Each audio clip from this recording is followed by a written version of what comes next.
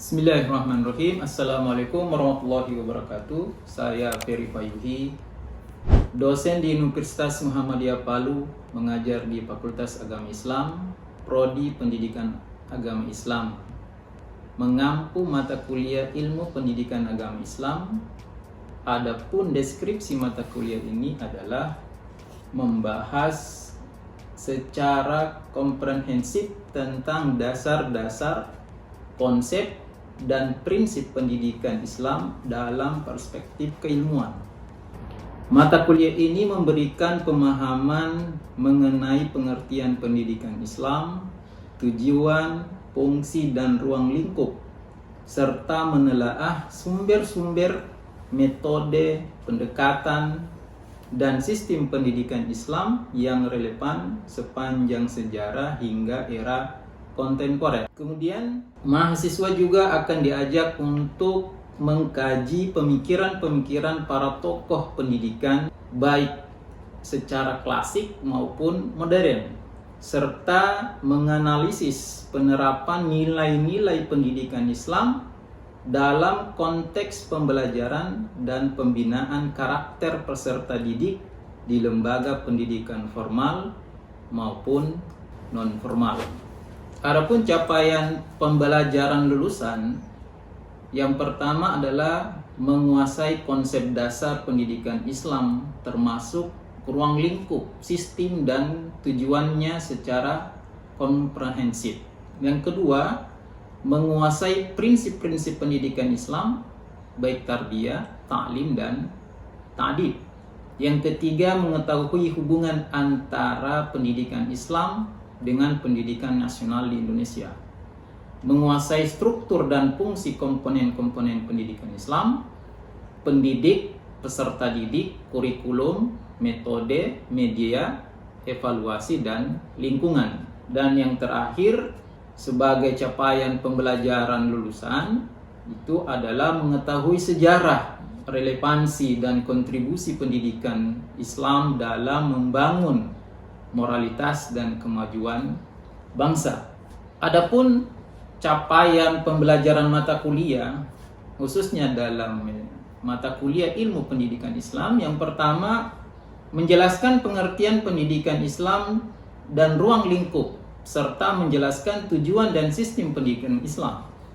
Yang kedua, menjelaskan komponen-komponen pokok dalam pelaksanaan pendidikan Islam, menjelaskan prinsip-prinsip pendidikan Islam serta metode pendekatan pembelajarannya. Yang terakhir, menjelaskan secara lengkap dan detail hubungan pendidikan Islam dan pendidikan nasional.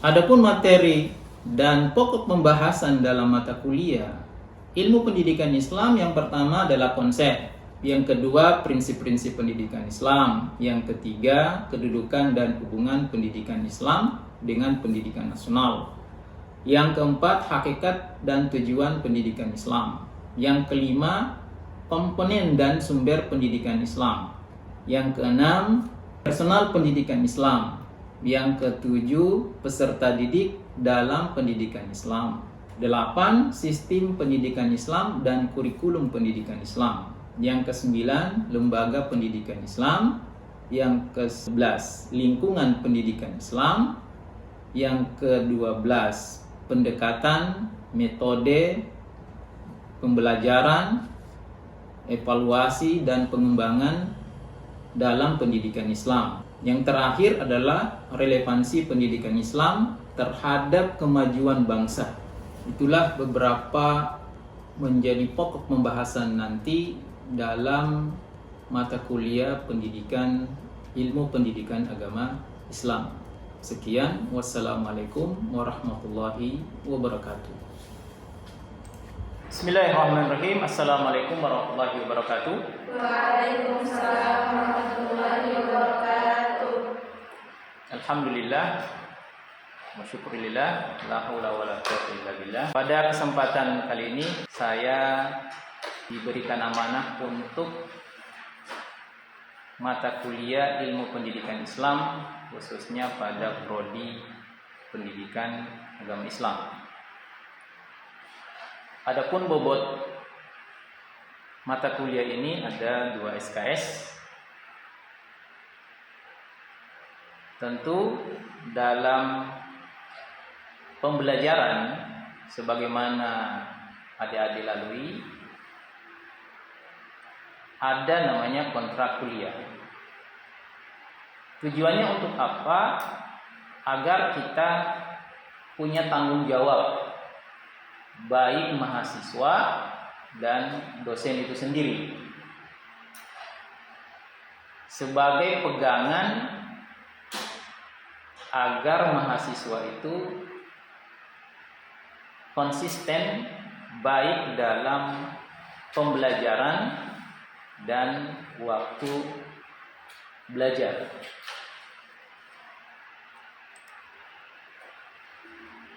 Yang pertama yang kita harus pahami di sini adalah kompetensi inti dari mata kuliah itu sendiri. Jadi pada mata kuliah ini mahasiswa belajar tentang definisi, kemudian ruang lingkup dan metode, wawasan kepribadian Muslim, kemudian komponen pelajaran pendidikan Islam, serta prinsip-prinsip dan pendekatannya, problematika dan segi-segi, serta kedudukan dan hubungan pendidikan Islam dengan pendidikan nasional. Yang kedua adalah deskripsi mata kuliah. Tentu kalau Anda mau mempelajari sesuatu, Anda punya gambaran secara umum. Nah, adapun deskripsi secara umum tentang mata kuliah ilmu pendidikan agama Islam ini itu adalah mengantarkan mahasiswa untuk memahami pendidikan Islam sebagai sebuah sistem. Kemudian pandangan Islam terhadap manusia, konsep-konsep pendidikan Islam, sistem pendidikan Islam, para pelaku pendidikan Islam, kemudian komponen-komponen dasar pendidikan Islam, kemudian tujuan pendidikan Islam, kurikulum pendidikan Islam, lingkungan pendidikan Islam, penanggung jawab pendidikan Islam, batas-batas pendidikan Islam, dan periodisasi pendidikan Islam atau disebut dengan sejarah. Yang kedua, ada capaian pembelajaran lulusan yang kita kenal dengan CPL. Khususnya di pendidikan agama Islam, prodi pendidikan agama Islam itu ada capaian yang harus dicapai oleh setiap prodi. Anda belajar ilmu pendidikan agama Islam untuk apa? Capaiannya sampai di mana? Dan ini sudah merupakan satu keputusan dari prodi itu sendiri yang dimaktub, yang dituangkan di dalam RPS nanti. Nah, yang kita kenal dengan CPL, capaian pembelajaran lulusan. Yang pertama, menguasai konsep dasar pendidikan Islam termasuk ruang lingkup, sistem, dan tujuan secara komprehensif. Yang kedua, menguasai prinsip-prinsip pendidikan Islam.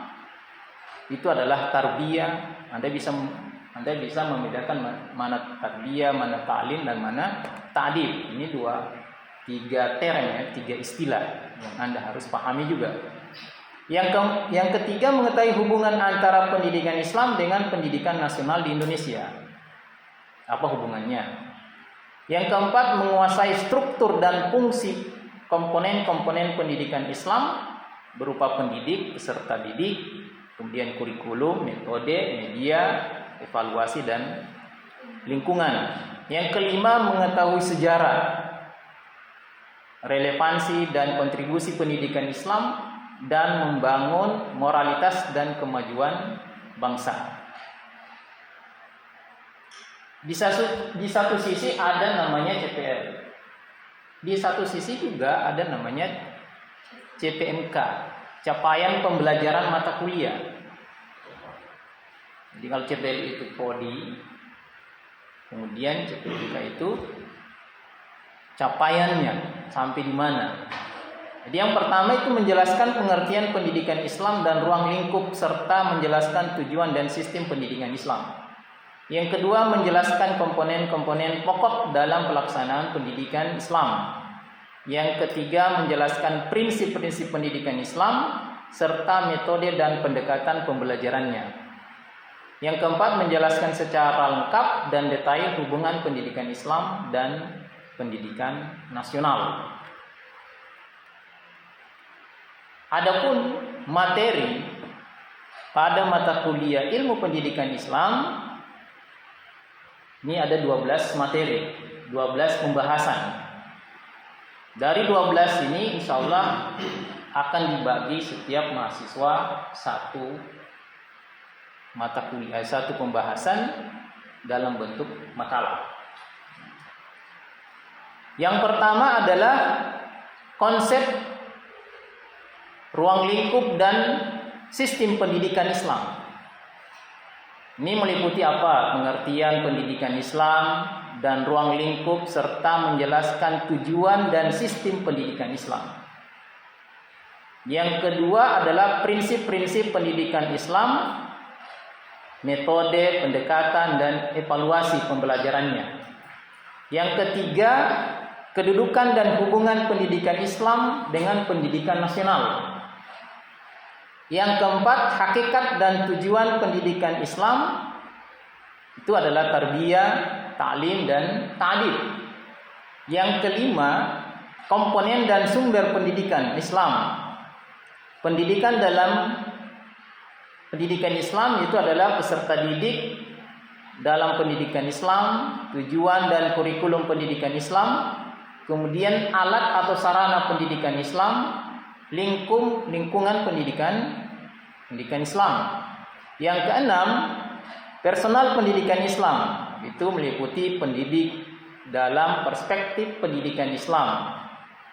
Kemudian proses belajar mengajar, evaluasi dalam pendidikan Islam. Yang ketujuh adalah peserta didik dalam pendidikan Islam. Itu bagaimana etika peserta didik dalam pendidikan Islam, karakteristik peserta didik, kemudian urgensi pengenalan peserta didik. Yang kedelapan adalah sistem pendidikan Islam dan kurikulum pendidikan Islam. Yang kesembilan, lembaga pendidikan Islam. Itu macam-macam pendidikan Islam, itu macam-macam lembaga pendidikan Islam dan pengelolaan administrasi pendidikan Islam. Yang ke-11 adalah lingkungan pendidikan Islam. Itu adalah pengertian lingkungan pendidikan Islam, macam-macam lingkungan dan atmosfer akademik pandangan Islam tentang lingkungan. Ya, lingkungan di sini bukan lingkungan di sekitar kita, tapi lingkungan pendidikan agama Islam. Yang ke-12, relevansi pendidikan Islam terhadap kemajuan bangsa. Eksistensi pendidikan Islam di Indonesia dan moralitas di Indonesia. Ini merupakan bagian pokok-pokok pembahasan nanti dalam mata kuliah ilmu pendidikan Islam. Jadi setiap pertemuan satu pembahasan itu mahasiswa yang akan membahas dalam bentuk makalah masing-masing. Itu merupakan sebuah tugas pribadi. Yang tak kalah penting juga, meskipun Anda sudah membuat makalah, hadiran cukup, tentu ada bobot di dalamnya. Ini harus kita pahami. Di awal kenapa harus diingatkan? Karena ini merupakan capaian nanti. Apakah Anda lulus di mata kuliah ini atau tidak? Ini yang pertama, secara umum formatif 40%. Dengan komponen sebagai berikut. Nah, ini secara formatifnya, secara formalnya tentu ada kehadiran 10%, tugas 15%, kemudian partisipasi aktif dalam diskusi. Ya, dalam diskusi kelas itu adalah 15%. Kemudian ada ujian tengah semester, itu evaluasi, itu 30%, kemudian ujian akhir semester 30%.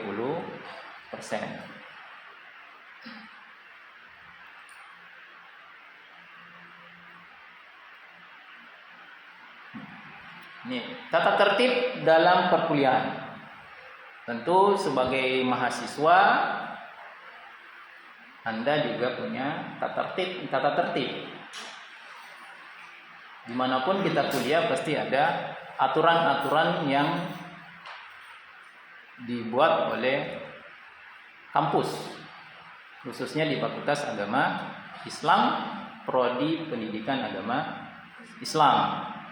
Yang pertama, tata tertib dilihat dari segi kepribadian. Hanya kembali kepada kita.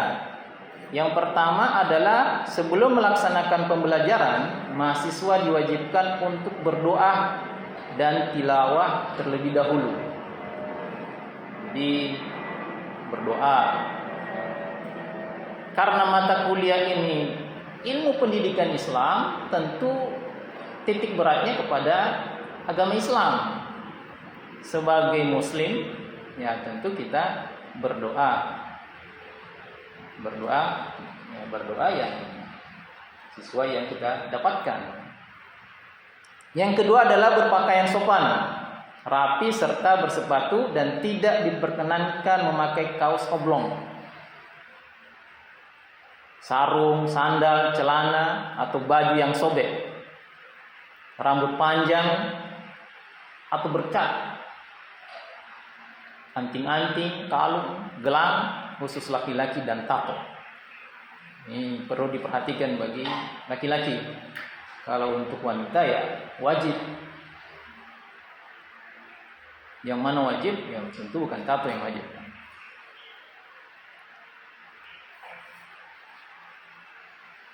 Yang kedua, mahasiswa.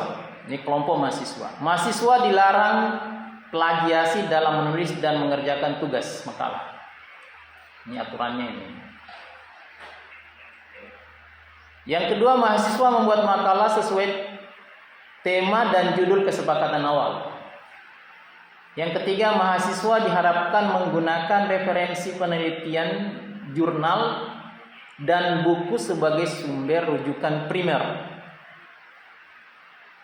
Yang keempat, mahasiswa harus aktif dalam diskusi secara santun, edukatif, dan atraktif. Yang ketiga, ketetapan umum. Ini presensi, mahasiswa diwajibkan hadir dalam perkuliahan sesuai dengan ketentuan, yaitu minimal 80% dari jadwal tatap muka. Apabila tidak dipenuhi, maka mahasiswa ditetapkan tidak dapat mengikuti UAS dan tidak mendapatkan nilai. Keaktifan. Mahasiswa dituntut untuk memberikan kontribusi secara aktif saat sesi presentasi dan diskusi kelas, dan bertanggung jawab untuk mendapatkan pemahaman rinci, mengajukan pertanyaan sebagai partisipasi dengan membaca materi bacaan yang telah direkomendasikan oleh dosen pengampu. Ujian tengah semester dilakukan pada pertemuan ke-7 dari keseluruhan total pertemuan. UTS dalam bentuk ujian tertulis di mana materi yang diujikan adalah materi dari pertemuan 1 hingga 6. Adapun UAS dilakukan pada pertemuan ke-16 dari keseluruhan total pertemuan. UAS dalam bentuk ujian tertulis di mana materi yang diujikan adalah keseluruhannya materi dari pertemuan pertama hingga pertemuan terakhir. Baik, ada pertanyaan tentang kontrak kuliah ini?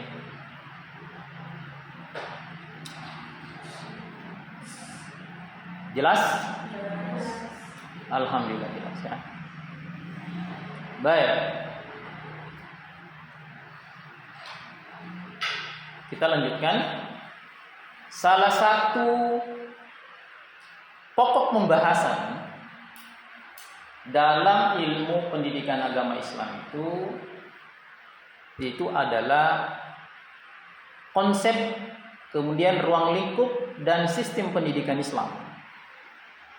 Bagaimana kita memahami sebuah konsep, kemudian pada ruang lingkup mana, kemudian bagaimana sistem pendidikan Islam itu.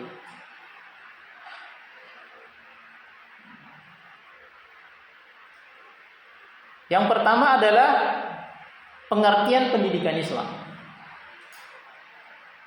Apa yang dimaksud dengan pendidikan Islam? Tentu kita mengenal ada pendidikan agama Islam, ada namanya pendidikan agama Kristen, ada namanya pendidikan agama Hindu. Di pendidikan agama Islam kita harus memahaminya, tentu kita merujuk pada referensi-referensi yang ada. Jadi pendidikan Islam adalah proses pembinaan dan pengembangan seluruh potensi manusia, baik akal, jasmani maupun rohani, berdasarkan ajaran Islam, dengan tujuan membentuk pribadi muslim yang taat kepada Allah Subhanahu wa taala, berilmu, berakhlak mulia, serta mampu berkontribusi positif di tengah masyarakat. Jadi pendidikan Islam tidak hanya berorientasi pada kecerdasan, tetapi juga spiritual dan moral. Dalam pendidikan Islam, keberhasilan tidak hanya diukur dari penguasaan ilmu, itu penguasaan ilmu pengetahuan, tetapi juga dari tingkat ketakwaan dan kesalehan sosial peserta didik.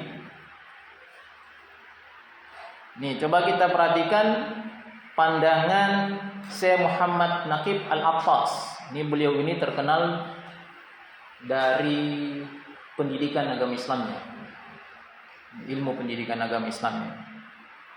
Anda pasti akan mendapatkan beberapa bukunya menjelaskan tentang pendidikan agama Islam itu sendiri. Menurut Muhammad Naqib Al-Attas, pendidikan Islam adalah proses penanaman adab yang kita kenal dengan ta'dib, yang mengarah pada pengenalan dan penghambaan kepada Tuhan Yang Maha Esa. Sementara itu, menurut Hasan Langgulung, pendidikan Islam bertujuan mengembangkan kepribadian yang integral antara potensi spiritual, intelektual, dan sosial dalam bingkai nilai-nilai Islam. Itu kalau di bahasa Arab nanti kita bisa, kalau kita tarik dalam bahasa Arab, khususnya dalam tata bahasa Arab, kita mengenal sifat dan mensifati. Atau ada juga yang disebut dengan apa? Mudhof dan mudhof ilaih. Jadi contoh usul fikih kan itu. Jadi bagaimana cara memahami usul fikih itu? Nah, tentu kita harus pahami apa yang dimaksud dengan usul, apa yang dimaksud dengan fikih. Begitu juga pendidikan Islam itu, ilmu pendidikan Islam. Kita harus memahami istilah-istilah yang dipakai sebelum menjadi satu kesatuan dalam ilmu tersebut. Ilmu pendidikan Islam. Apa yang dimaksud dengan ilmu, apa yang dimaksud dengan pendidikan, apa yang dimaksud dengan Islam. Adapun ruang lingkup pendidikan Islam sangat luas dan meliputi seluruh aspek kehidupan manusia. Secara garis besar, ruang lingkup ini mencakup aspek teologis dan spiritual. Pendidikan Islam membentuk hubungan manusia dengan Allah Subhanahu wa taala, mengajarkan akidah yang benar dan meningkatkan kesadaran spiritual. Aspek moral dan sosial, pendidikan Islam menekankan pembinaan akhlak, etika dan tanggung jawab sosial dalam kehidupan bermasyarakat. Aspek intelektual dan ilmu pengetahuan, Pendidikan Islam juga mencakup pengembangan akal dan kecerdasan melalui penguasaan ilmu-ilmu agama dan ilmu umum yang tidak bertentangan dengan syariat. Kemudian ada aspek praktis kehidupan. Pendidikan Islam menyiapkan peserta didik untuk hidup produktif, beradab, dan berkontribusi dalam pengembangan atau pembangunan umat dan bangsa. Dengan demikian, pendidikan Islam mencakup dimensi iman, ilmu, dan amal secara terpadu.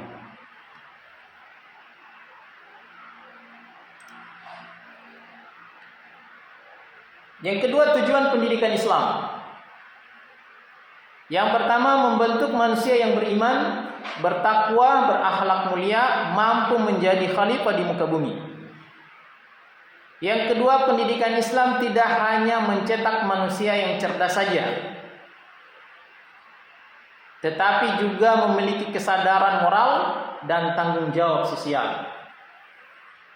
Beberapa tujuan spesifik pendidikan Islam antara lain membentuk kepribadian muslim yang utuh, yang kita kenal dengan insan kamil. Menanamkan nilai-nilai tauhid sebagai dasar berpikir dan bertindak. Menyiapkan peserta didik agar mampu menjalani kehidupan dunia dengan cara yang diridhoi oleh Allah Subhanahu wa taala. Mempersiapkan bekal untuk kehidupan akhirat. Yang terakhir, mendorong peserta didik untuk menuntut ilmu yang bermanfaat bagi diri dan masyarakat.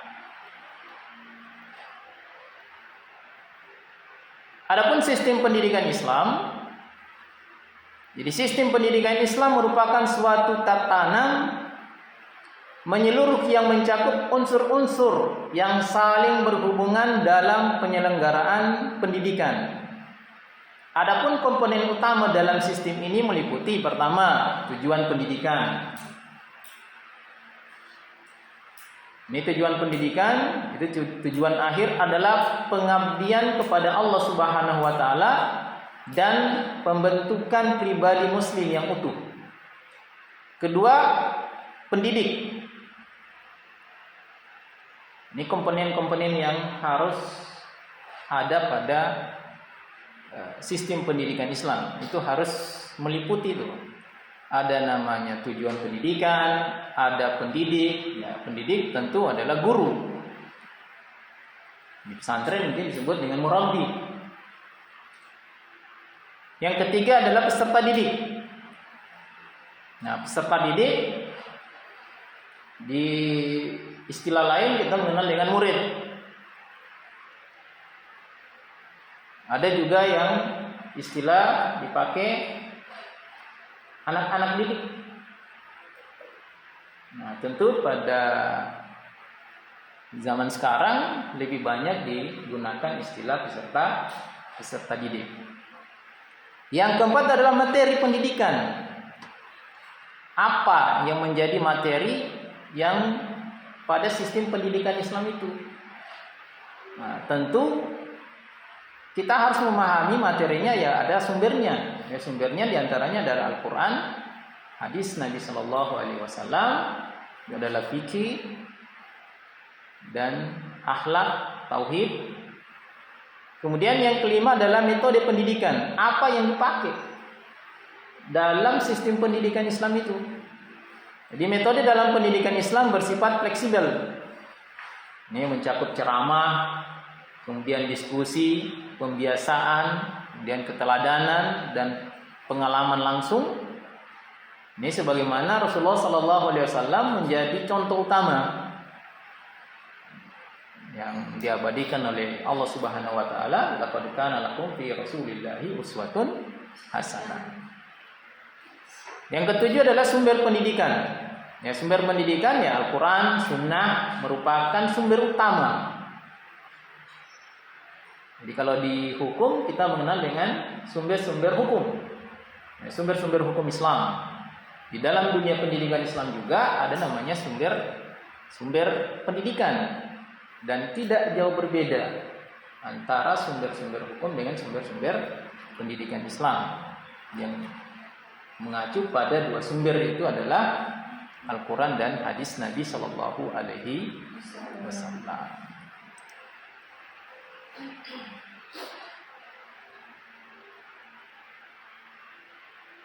Ada pertanyaan? Saya Ustaz. Ya, silakan. Dan terima kasih atas kesempatan yang diberikan kepada saya. Yang saya mau tanyakan di sini Ustaz, apa perbedaan antara ilmu pendidikan Islam dengan ilmu pendidikan nasional atau ilmu-ilmu yang lainnya? Terima kasih. Baik. Terima kasih atas pertanyaannya. Yang pertama, kita harus memahami dulu apa saja komponen-komponen yang terdapat pada pendidikan agama Islam, ilmu pendidikan agama Islam dengan pendidikan nasional. Ada beberapa yang dirumuskan dari beberapa referensi ya. Di antaranya aspeknya, baik aspek pendidikan Islam dan pendidikan nasional itu sendiri. Jadi yang pertama adalah aspek tujuan. Aspek tujuan pendidikan agama Islam itu adalah apa? Mengantarkan peserta didik menjadi insan yang bertakwa, berakhlak mulia, serta mengabdi kepada Allah Subhanahu wa taala. Adapun aspek pendidikan nasional membentuk warga negara yang beriman, bertakwa, berakhlak mulia, cerdas, mandiri, dan demokratis. Ini sesuai dengan undang-undang. Aspek yang kedua adalah landasan filosofisnya. Pendidikan agama Islam berpusat pada Allah Subhanahu wa taala, berasal dari wahyu dan hadis Nabi Sallallahu Alaihi Wasallam. Adapun pendidikan nasional itu berdasar pada Pancasila dan Undang-Undang 1945 serta nilai-nilai kebangsaan. Aspek ketiga adalah sumber ajarannya. Tentu pendidikan agama Islam sebagaimana yang dijelaskan tadi, sumbernya adalah Al-Quran, hadis, ijma', qiyas, serta pemikiran ulama dan tradisi Islam.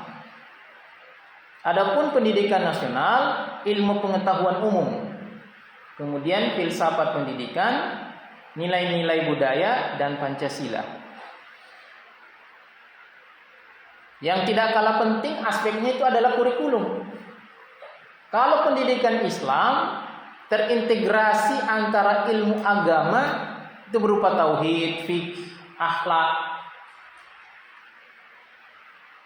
dengan kepribadian Islami. Adapun pendidikan nasional terpadu antara ilmu pengetahuan umum dan nilai-nilai moral Pancasila. Pendidikan agama hanya salah satu mata pelajaran.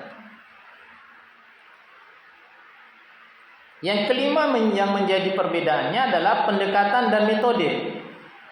Pendidikan agama Islam menekankan pada keteladanan yang kita kenal dengan uswah. Pembiasaan, ta'dib. Dari kata adaba yu'addibu ta'diban. Kemudian nasihat, al-mau'izah,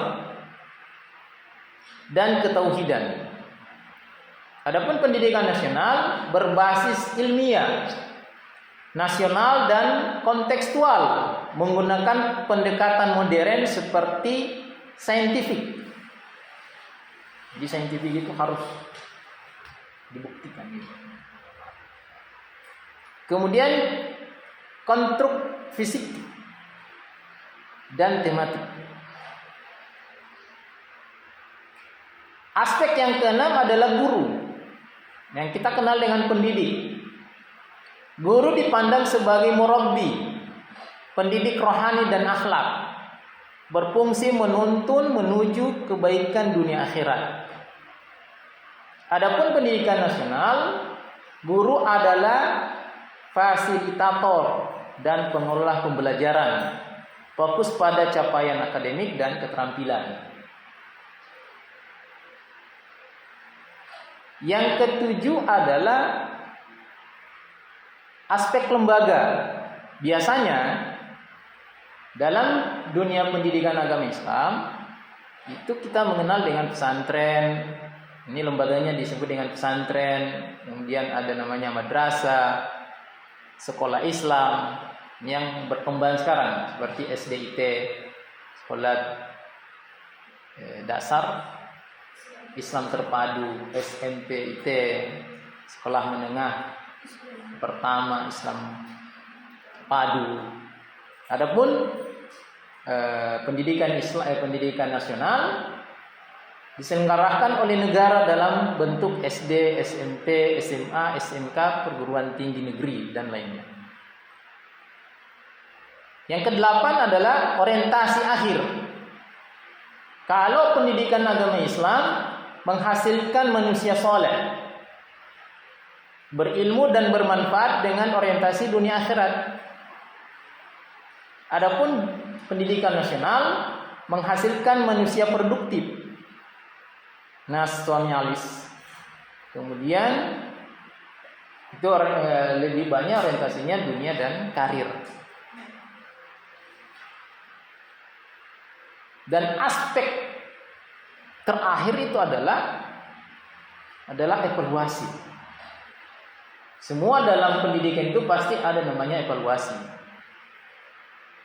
Dalam pendidikan Islam meliputi aspek kognitif, afektif, spiritual, dan moral secara seimbang.